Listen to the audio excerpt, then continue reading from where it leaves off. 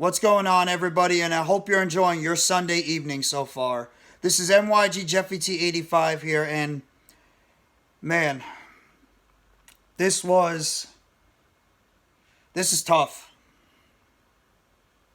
This is just brutal. The Brooklyn Nets, who are down by 18, as much as 18 points in the first quarter, looking like another big-time blowout loss was on the horizon. Battle all the way back. And this game was pretty much a back and forth after the Atlanta Hawks took a big lead. In fact, the Nets were winning by at least 5 points at some point in this game. The Nets even tied the score after being down by 8 points with a little over a minute and 40 to go. And Cam Johnson hits a big three in the corner after a beautiful dribble and drive and pass out from Dorian Finney-Smith to Johnson to hit that three. But Trae Young, with about 7.3 seconds to go in the game, drives down and hits a buzzer-beating shot. And the Atlanta Hawks beat the Brooklyn Nets 129-127. And Spencer Dinwiddie was this close to blocking that shot that would have sent this game to overtime. But either way, the Nets have dropped their second game in a row. And at least offensively, it was a much better performance. But defensively, it's a different story. This is the second straight game they played today without Ben Simmons, who sat out his second straight game due to a knee soreness. And the Brooklyn Nets, once again, had a very poor performance on the defensive side of the ball, giving up 129 points to the Atlanta Hawks.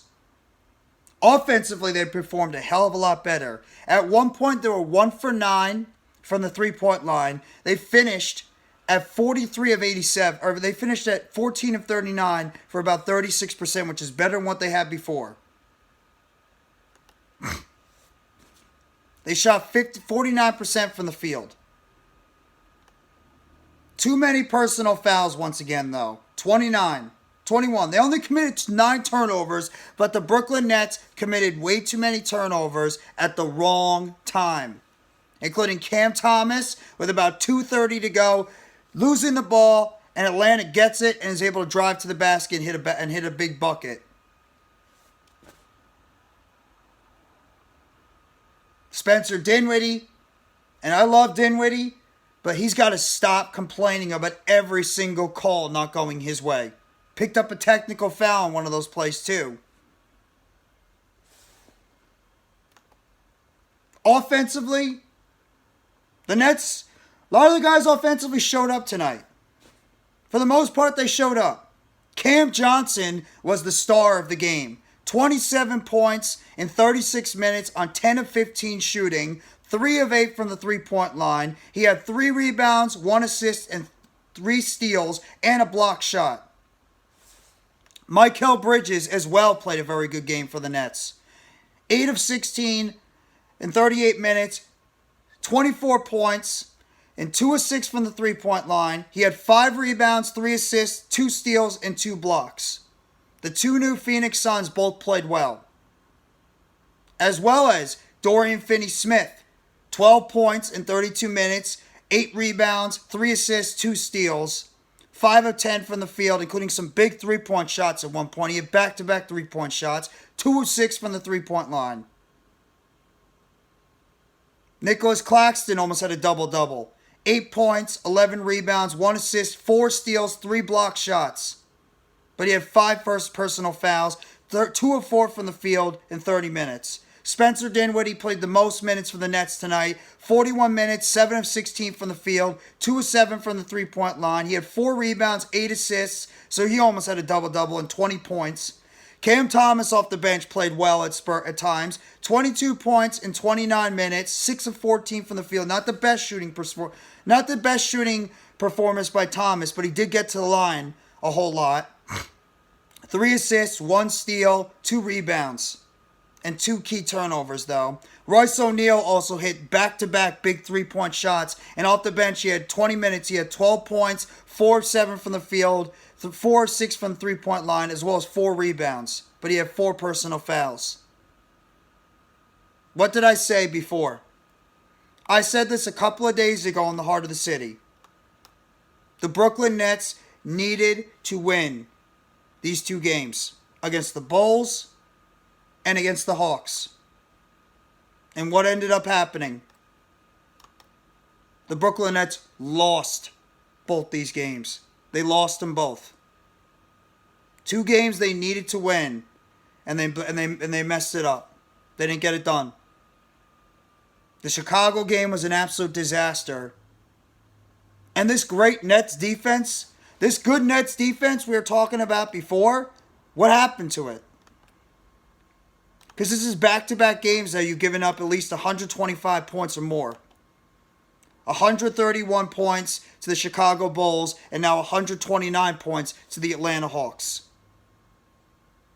So offensively they did better, but defensively they were miserable. They gave up 53% from the 3-point line. I know Atlanta is a very good shooting team, but this is ridiculous. Bogdanovich killed them off the bench with 22 points. Both Trae Young and Dejounte Murray were absolute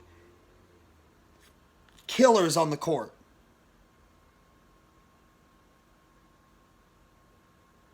They scored 70 points combined between the 2 of them.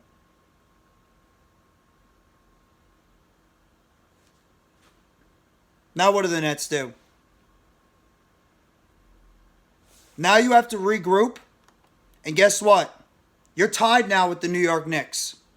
You are tied now with the New York Knicks. Because the Knicks were trailing the Nets by a half game in the playoff seeding. And now with this loss, the Nets and the Knicks are virtually tied. And the only reason the Nets have a small fraction of an advantage is because they beat them head-to-head 2 out of 3 times so far. And they have a big matchup coming up on Wednesday. Nets have a back-to-back coming up. In fact, they have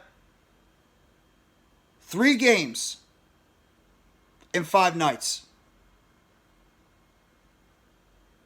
They have a game against the Milwaukee Bucks on Tuesday. I don't know if Giannis is going to play, but it's possible. Milwaukee Bucks, Tuesday at Barclays Center. Then the night after, they go right across the city. They go play against the New York Knicks in Madison Square Garden. That's going to be a monster game now for the Nets. And on Friday, they have a big game against Boston, which right now is on ESPN. But the way the Nets have been playing, I would not be shocked if they flex this game out of prime time. These were 2 games the Nets needed to find a way to win. They needed to find a way to win these games, and they didn't get it done. And a lot of it has to do with their failures on the defensive side of the court.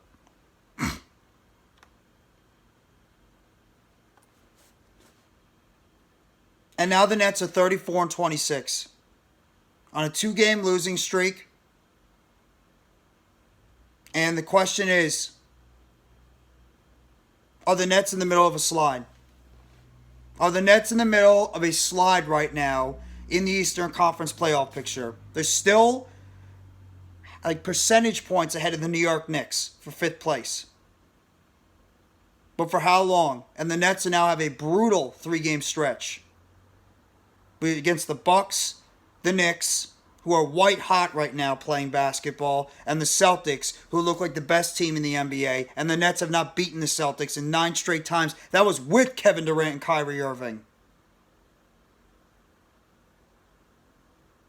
So if you're a Nets player and a Nets fan, what are you thinking right now? I mean, I applaud the effort of this team for coming back after being down by 18 points, and at one point taking the lead in this game. And great job by Cam Johnson, who had a terrific game tonight. Dorian Finney-Smith played better. Dinwiddie, He had a good game. Not great. Good game.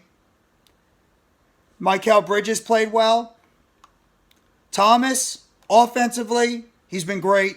Defensively, different story. Royce O'Neal gave you some moments. Claxton gave you some moments. These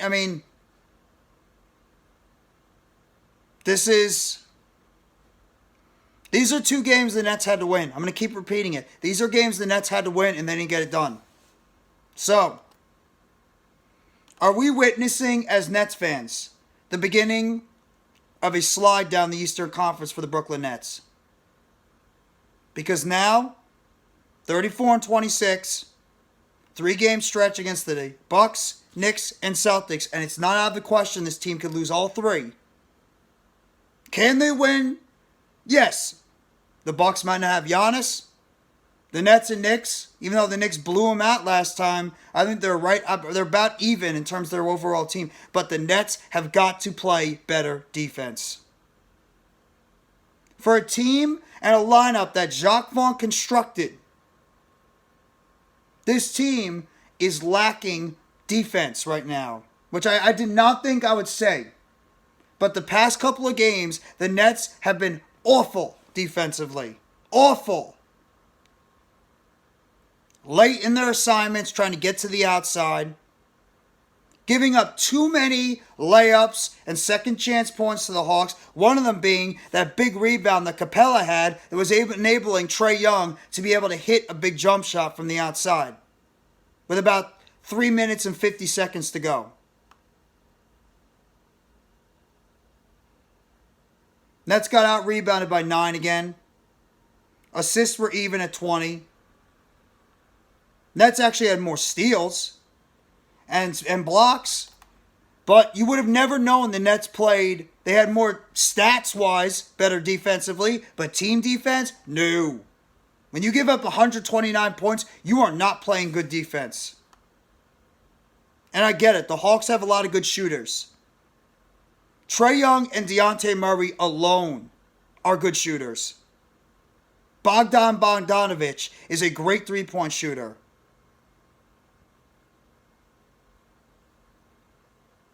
This is not looking good.